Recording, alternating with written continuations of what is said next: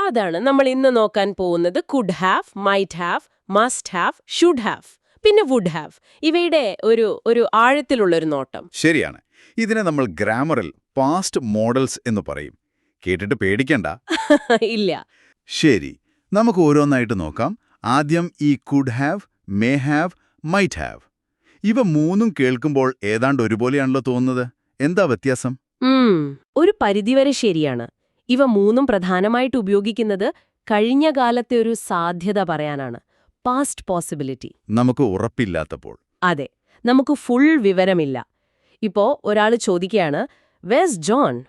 അപ്പൊ പറയാം, he could have gone out, അല്ലെങ്കിൽ he might have gone out, അതുമല്ലെങ്കിൽ he may have gone out. Okay, എന്നുവെച്ചാൽ പുറത്ത് പോയിട്ടുണ്ടാവാം, ഉറപ്പില്ല. അത്രേ ഉള്ളൂ. കടയിൽ പോയതാവാം, വീട്ടിൽ പോയതാവാം, നമുക്കറിയില്ല. സാധാരണ സംസാരത്തിൽ ഇവ മൂന്നും അങ്ങോട്ടും ഇങ്ങോട്ടും ഉപയോഗിക്കാറുണ്ട്.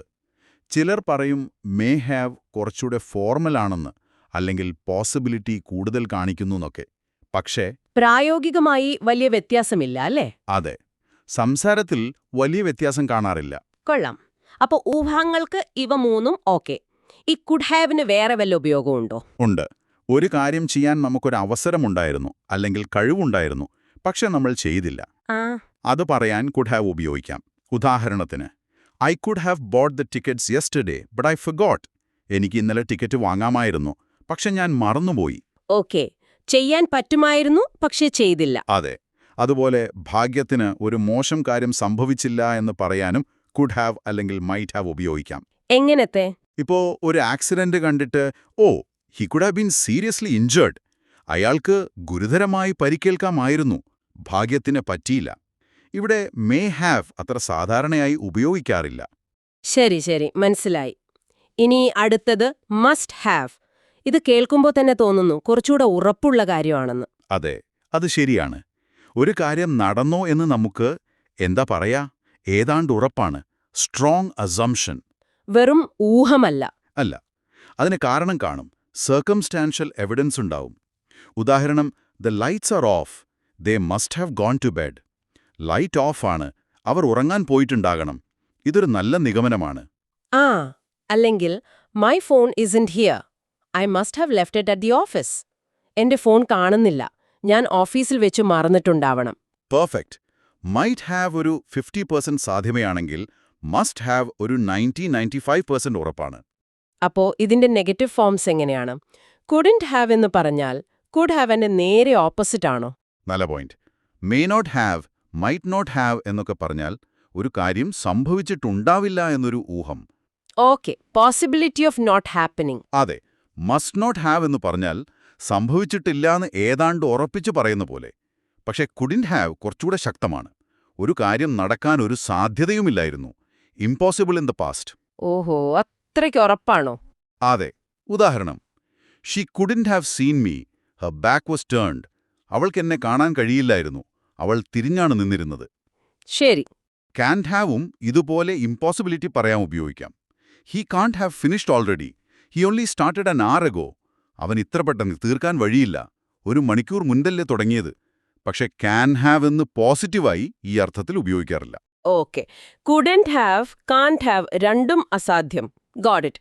ഇനി നമ്മൾ ഏറ്റവും കൂടുതൽ കേൾക്കുന്ന അല്ലെങ്കിൽ ചിലപ്പോൾ തെറ്റിക്കുന്ന ഒന്ന് ഷുഡ് ഹാവ്. ഇതെപ്പോഴാ? ഖേദം പറയാനാണോ? പ്രധാനമായും അതെ. കഴിഞ്ഞുപോയ ഒരു കാര്യത്തിൽ നമുക്കുള്ള ഖേദം, റിഗ്രറ്റ് പറയാൻ, അല്ലെങ്കിൽ ഒരു കാര്യം ചെയ്യേണ്ടതായിരുന്നു പക്ഷെ ചെയ്തില്ല എന്ന് പറയാൻ. ഒരു ഉപദേശം പോലെ. അതെ, ഉപദേശം അല്ലെങ്കിൽ ഒരു വിമർശനം പോലെയും വരാം. Past expectation. ഉദാഹരണങ്ങൾ നോക്കാം. I should have listen to your advice. ഞാൻ നിന്റെ ഉപദേശം കേൾക്കേണ്ടതായിരുന്നു, ഖേദം. You should have been more careful.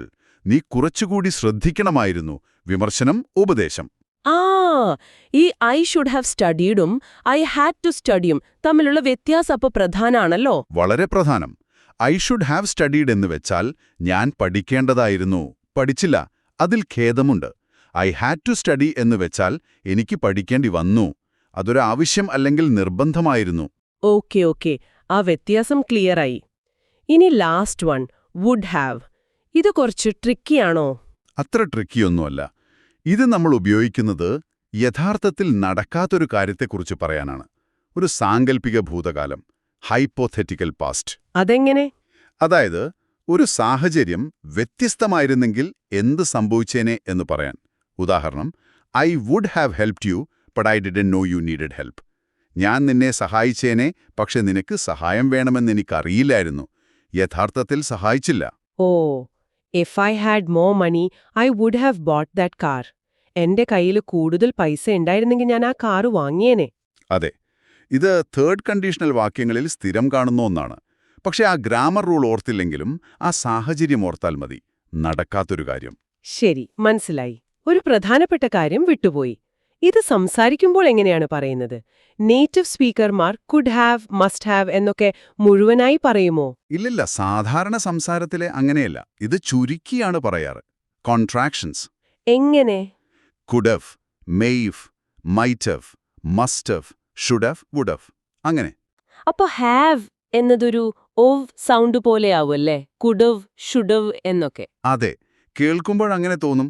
അതുകൊണ്ടാണ് പലരും എഴുതുമ്പോൾ കുഡ് ഓഫ്, ഷുഡ് ഓഫ് എന്നൊക്കെ തെറ്റായി എഴുതുന്നത്. ഓ, അത് വലിയ തെറ്റാണല്ലേ? അതെ, എഴുതുമ്പോൾ എപ്പോഴും ഹാവ് തന്നെ വേണം. കുഡവ്, ഷുഡവ്. ഇതിലും വേഗത്തിൽ പറയുമ്പോൾ ചിലപ്പോൾ കുഡ, മൈറ്റ, ഷുഡ എന്നൊക്കെ കേൾക്കാം. ആ, സിനിമയിലൊക്കെ കേട്ടിട്ടുണ്ട്. Shoulda told me. അതെ, അതുപോലെ negative. Couldn't have, mightn't have, shouldn't have, wouldn't have. Mightn't have അത്ര കോമൺ അല്ല. കൊള്ളാം.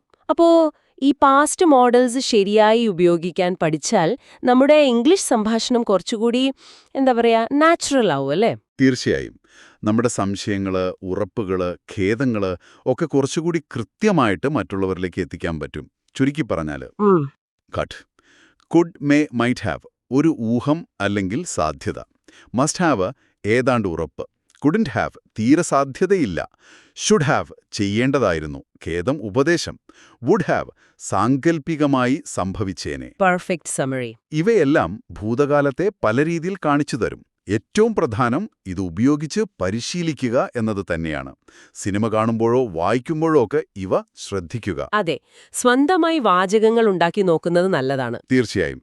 നിങ്ങൾ ഈ വാക്കുകൾ കേൾക്കുമ്പോൾ ആ പറയുന്ന ആൾ ഊഹിക്കുകയാണോ, ഉറപ്പിക്കുവാണോ, അതോ വിഷമിക്കുവാണോ എന്നൊക്കെയൊന്ന് ചിന്തിച്ചു നോക്കുന്നത് നല്ലൊരു എക്സസൈസാണ്. ശരിയാണ്.